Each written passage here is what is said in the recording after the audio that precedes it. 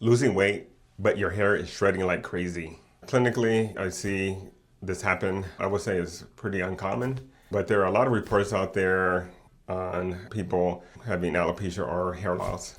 And even though it appears to be rare, for people it happens to, it is real and quite distressing side effect. So in this video, we're gonna walk through what the data says, why this might be happening, and what you can do to prevent or reverse it while safely staying on track with your goals. Hey, I'm Dr. Carter with Modern Body Clinic, and we are weight loss experts. This channel is all about how to safely and effectively transform yourself.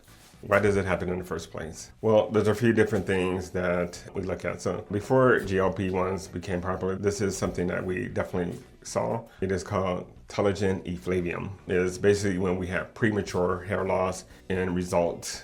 Normally, there is somewhat of a delay when we see this if it's related to purely weight loss, somewhere between 2 to 3 months before we actually will see significant hair loss, and that is generally related to how your hair grows. It grows in cycles. Also, there may be a nutrient deficiency component to this, in that you have a lower appetite, and maybe your meal composition is not the best, and maybe we're missing protein, zinc, and other minerals. These can all play a role. But again, this can happen with any type of transformation, even if it's natural, without any medications. What specifically about GLP-1s and hair loss do we know right now? So definitely there's been increased reports of hair loss. Just check out this graph. We can see over time that reports of hair loss have been increasing. Even like this first year that I started looking at it was 4 people. And that's primarily when GLP-1 called liraglutide. Semaglutide came out around that time, and we can see slowly the reports are going up. And so for 2024, about 1,000 people reported to the FDA that they were experiencing premature hair loss.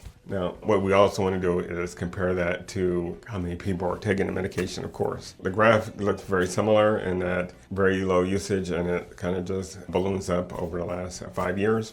And for 2024, we're seeing something on the order of 8 million prescriptions being filled. We don't know how many of those are repeat users, but let's just say someone's on the medication for 8-9 months, and we can just round off and say it's 1 million people. If we take 1 million people and we say we have 1,000 reports of this side effect, that is 0.1%. Now, granted, this is just self-reporting and it's probably low, to be quite honest. So we can even double it and say maybe it's 2,000 people are experiencing this and only half of them reporting it. That's still quite low. It's still 0.2%. The incidence of just hair loss in general is quite low, but doesn't mean like their side effect is not real. It's certainly a real concern. So definitely on social media as well as Reddit, there's been a lot of discussion around people having hair loss even right after they start the medication, like a week later, having issues with hair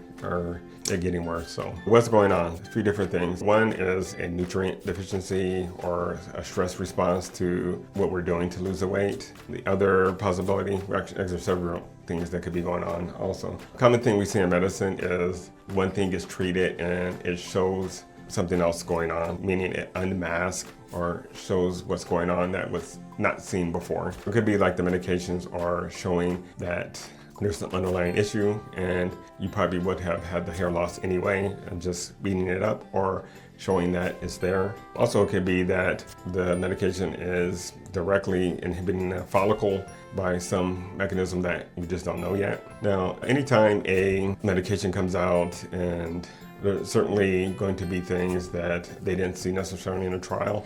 And both of these medications, semaglutide and Ozempic, they had very large trials, and they had multiple trials, and this hair loss issue wasn't really something that was noted. Well, certainly it's noted now, and it is something to be considered, but again, it's not common.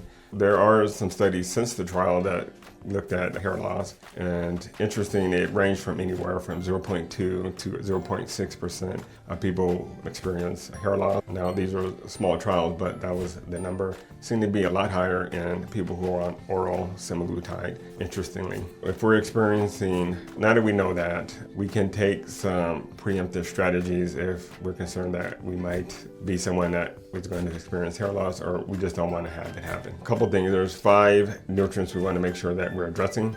First one is protein, and does not take a ton. 60 to 100 grams per day for the majority of people is going to be helpful to help prevent that hair loss. Next one is iron. Iron is part of the hair growth, and we want to be careful. We don't want to just take iron willy-nilly, because the other side of that is iron overload, and that's a whole another can of worms that we want to avoid. Check your iron level. Next would be zinc, and zinc is certainly going to help maintain a healthy hair follicle. Biotin, that is another nutrient that is going to help keep our hair strong. And B12. B12 is going to help with metabolism and certainly help the hair follicle. You don't need mega doses of these things, you just need to plug the gaps, especially when your appetite is decreased. Now, let's say you're someone that you already experienced the hair loss. What can we do? Do those first 5 nutrients that we talked about. Definitely do that still. If you already were, then I certainly would increase the protein or even add collagen, and anywhere from 10 to 20 grams of collagen can be added per day, or add another 20 to 30 grams of protein. Also, we can look at adding some other nutrients to the stacks. Nutrafol is something we can use to help with hair regrowth, or you consider adding a stack. If you weren't on zinc and biotin before, this would be an opportunity to add it to the mix along with saw palmetto. All these are going to help with hair regrowth. Outside of those things, including make sure our diet is in check, what else can we do? Other things we can do would be minoxidil. Originally created for blood pressure, and still use it, though not as common. Had an interesting side effect of hair growth. We can use that both orally as well as topically. They do require a prescription. Topically, you can also combine the minoxidil with tretinoin or finasteride, those also will help with hair growth as well. Another thing we can do in regards to our lifestyle is be gentle with our hair. Pamper yourself with a silk pillowcase. Also, make sure you're massaging your scalp. That will increase the blood flow to the area. And also minimizing heat to the hair, particularly the follicles. We want to not create extra damage to the hair. Those are the bare minimum things I would do. Certainly we could look at even going further. One would be peptides, like utilizing a copper peptide like GHK. Also, we can look at using PRP or even exosomes. These have all been studied. There's also some laser treatments that can help with hair regrowth as well.